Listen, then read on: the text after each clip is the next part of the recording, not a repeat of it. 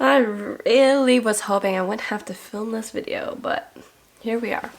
I mean, I'm sure you know what this is about just by the title, but today I'm going to share my health journey from the last year and a half, probably.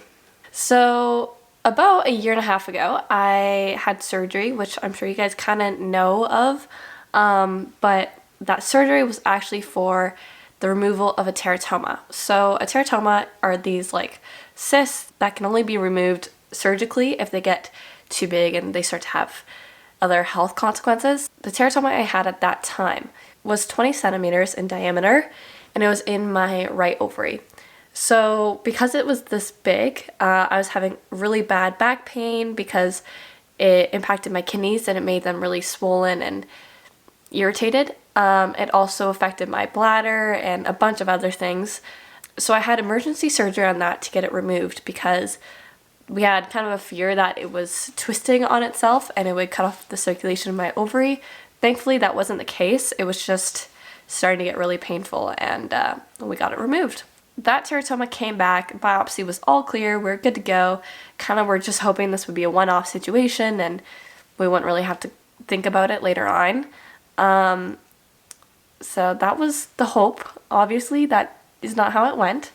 And then more recently, in January, I noticed one night I had this like weird lump in my abdomen, and immediately I was like, I have another teratoma. Literally the next morning, the first thing I did, I woke up and I called my doctor's office because I was like, I can't sit around with this. I need to get it dealt with as soon as possible. So anyways, I called my doctor, kind of told them that I saw this like protruding bump in my lower abdomen and I was concerned about it. They got me in within like the week, I think, or like the next week, something like that. And my doctor was concerned, especially with my history. This is not right. You shouldn't look like this.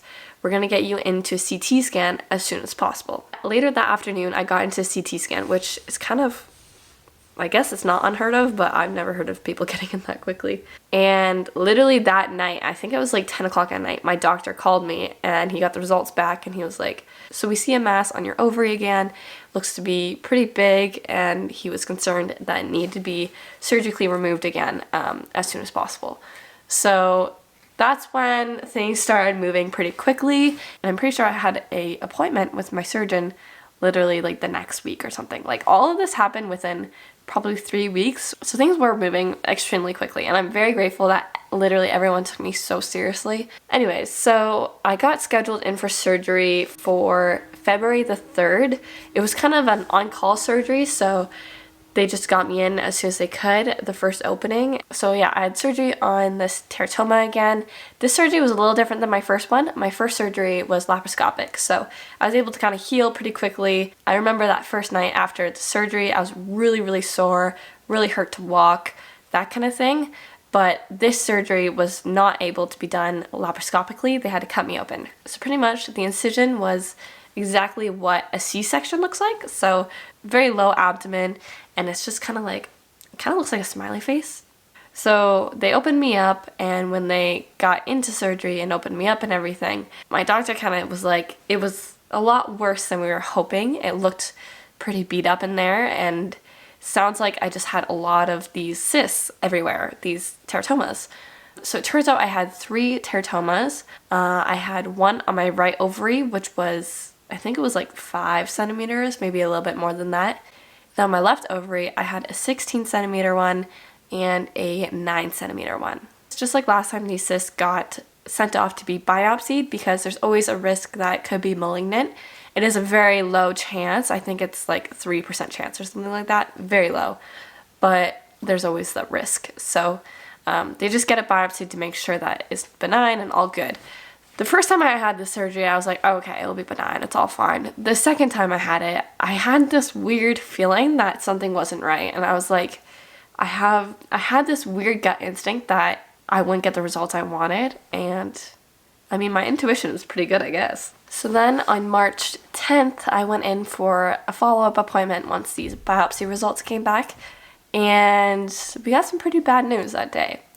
That was the day that I got my cancer diagnosis. My doctor sat us down and she was like, one of my teratomas came back with cancer cells.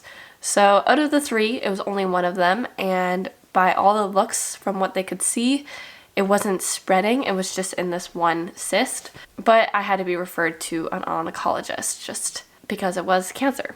Following along, I've now met with my oncologist. We kind of have a plan now. So my treatment plan as of right now looks like I will first be doing some fertility treatments just so I can freeze my eggs in case things go south.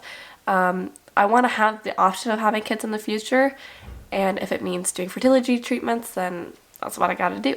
After my fertility treatments, I'm then going into surgery. So I'm doing another surgery. This one is to remove my left ovary, and they called it a diagnostic surgery, I think is what it was called, something along those lines.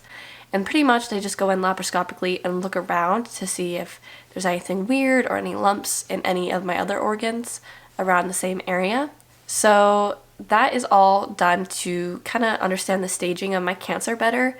As of right now, the biopsies made it look like it was stage 1, but the surgery will help verify whether or not it is actually stage 1. Once I'm done surgery, I then will be going into chemo. Now, in terms of the chemo situation, we still don't really have that much of a clear idea yet of what that's going to look like. I have a different specialist looking after all the chemo stuff, and so he's going to make a plan for me on that end. It's looking like it's going to be a rough couple of months. It's probably going to be a tough go here. That's pretty much all I have to say. I hope I didn't miss anything, but that's pretty much all I can really think of saying. I do want to just say a few disclaimers though. I'm not a doctor. A lot of these terms could be completely incorrect.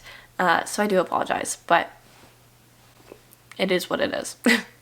And another thing I just kind of want to say is be very mindful of what you comment. This kind of stuff is really hard to deal with, not just me, but also my family. So yeah, we appreciate your kind wishes. We do have a full team of specialists. I have so many different people working on everything just to make sure that everything goes exactly to plan and is all done very smoothly. And yeah, that's it for this video, I guess. Kind of a depressing one, but I'm staying very positive and optimistic, and I have a very good feeling that everything's going to work out. And yeah, if you guys have any questions, please do comment them below and I will try my best to answer them. That's it. Please be very mindful of what you say to both me and my family on the internet. That's all I really have to say. Unsolicited advice, guys, is sometimes hard to read. But anyways, I'll see you all in my next one. Bye, guys.